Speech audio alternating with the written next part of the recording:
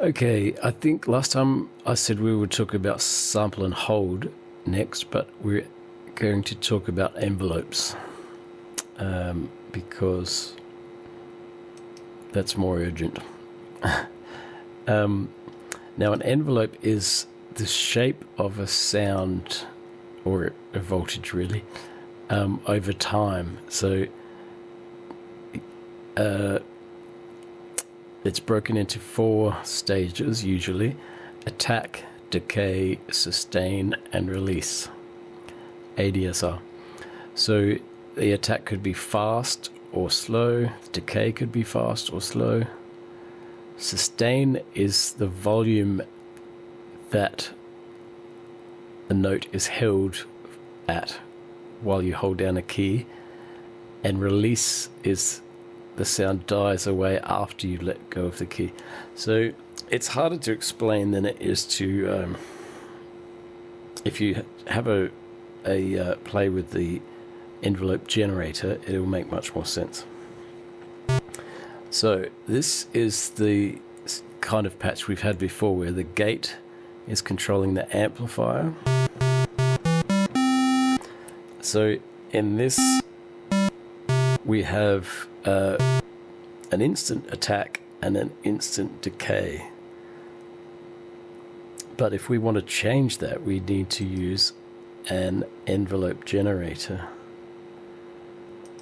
So what we do is we take our gate signal here into the envelope generator. Now this particular one, you can see we have attack, decay, sustain, release. This particular one has a negative envelope and a positive, so we're just going to use the positive. We'll show you, we'll use the negative later episodes. But we'll take the positive into the amplifier.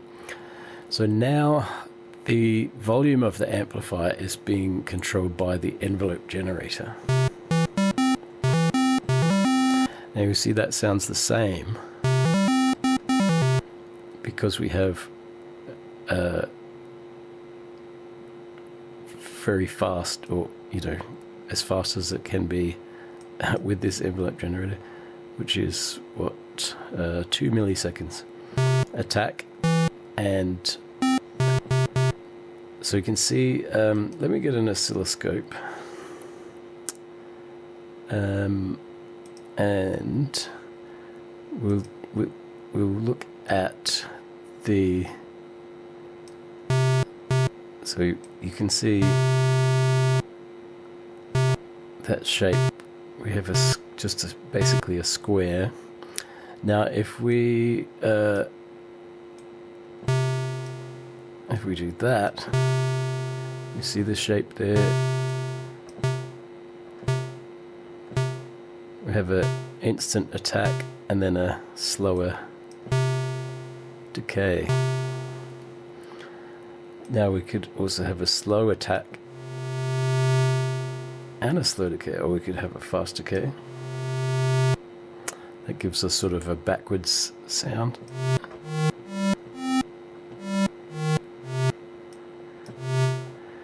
Now, release sounds like, so I'm just tapping a key and it's decaying. Well, decay and release kind of sound the same, but they function differently. So that's decay. You see how we need so, and here you hear how the decay will drop down to this level and stay there. You see how it's not at 0. Now it's at 0. So some of the settings on an envelope generator can sort of defeat each other. So if the sustain is higher than the decay, you won't hear the decay because it's already, the attack has gone instantly up to this level. It's just gone straight past the the decay level. So I think that's why they can be a little bit confusing, but if you have a play with it, it makes more sense. Now, so far this is just using the envelope generator to control the amplifier, but we can control other things. And let's just get another one, and we'll use this one to affect the pitch of. Now, when you add another envelope generator, you have to also trigger it with something, with a gate. So here the pitch is being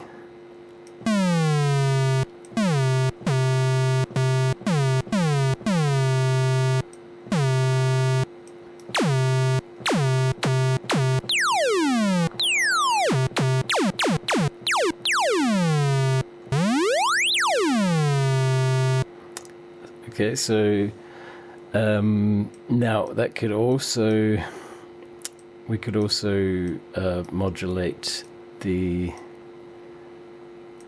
pulse width.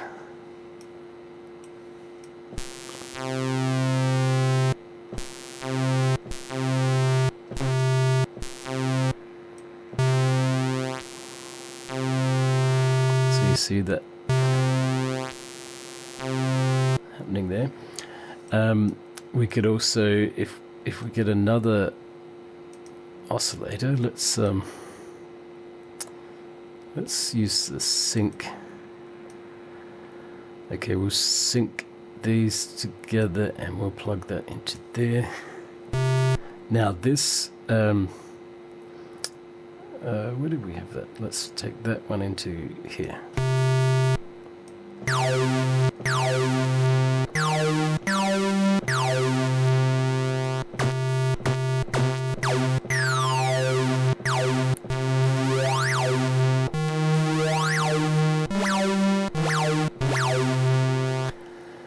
Okay, so anywhere that we want an effect to happen just once,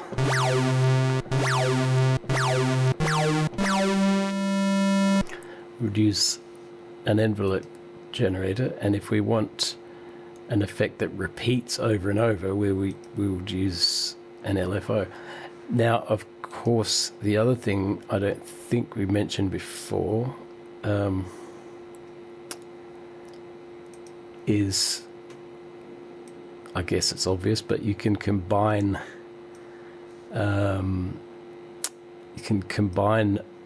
modulation sources, so we can have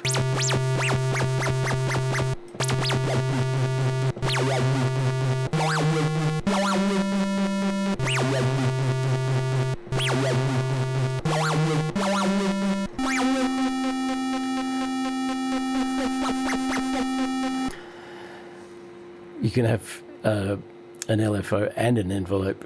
In fact, if we let's unsync that. Let's get rid of this one. Let's just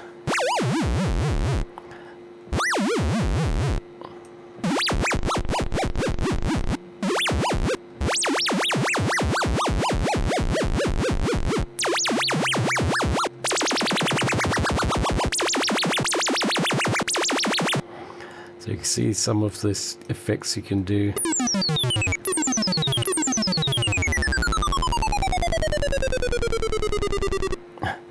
With mixing different modulation sources. And so hopefully that makes sense. That the other very common use for envelope generators is with a filter. So I'll just quickly show. Let's get rid of that. Let's just use this oscillator.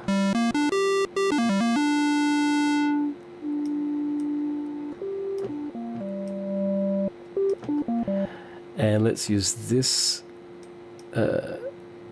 this envelope to control the cutoff frequency.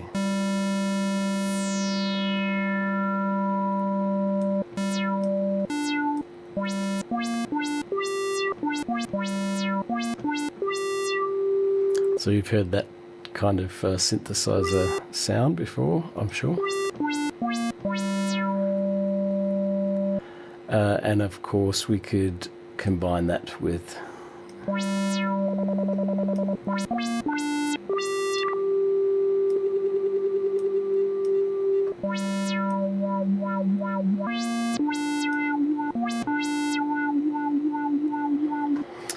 Alright, so hopefully that's some ideas for what to do with an envelope generator.